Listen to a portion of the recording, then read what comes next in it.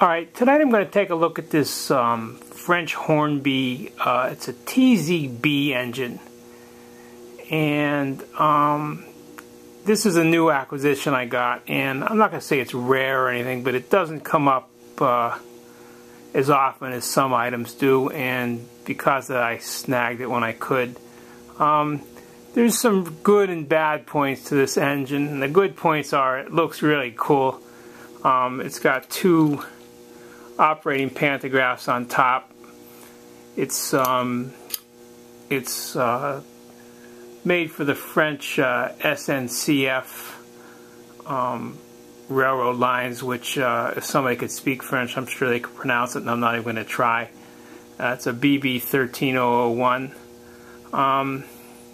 It's nice. It's a cast aluminum type of body, and it was made in about 1961, along with a couple other engines. Now the bad thing with this train was it's a 3-rail 20-volt DC motor in here. It's a permanent magnet motor, and the problem with that motor is unlike a can motor where you can just pop a rectifier in it and be on your merry way, the one brush in the motor is isolated from the chassis, but the second brush, the return brush, is grounded right through the motor to the frame. And what that means is when you go to put a rectifier on it, you'd be sharing the same ground as the AC side of the rectifier and also the DC side of the rectifier, and that just doesn't work. So what I've done on this thing is I made a little modification to the motor. I disassembled the whole motor thing, which you have to split the sides off, and it's a pain in the butt. But in any case, I did a little work to it and managed to isolate nicely the other brush, and then I hooked my rectifier up, and it works pretty good. Now this train, when I got it, was unrun, and I suspect it was unrun because I think the person who bought this probably didn't realize it was a 20-volt DC operation train and probably stuck on a shelf.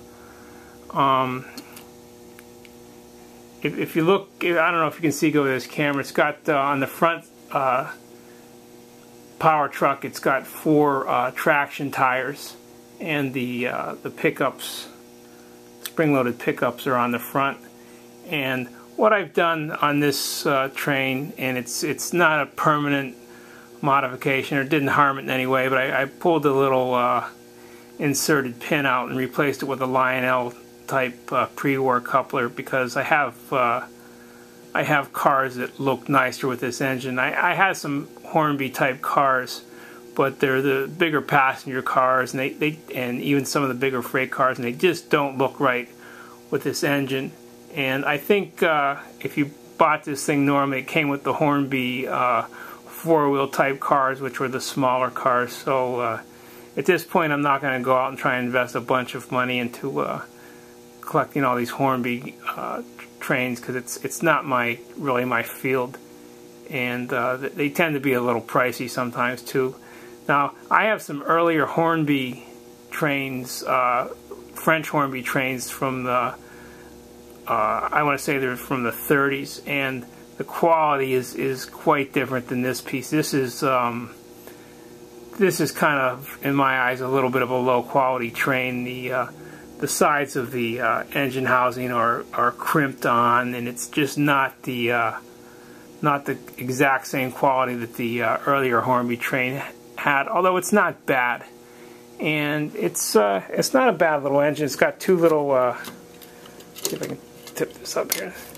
It's got 2 working headlights in the front, and in the back are just plugs.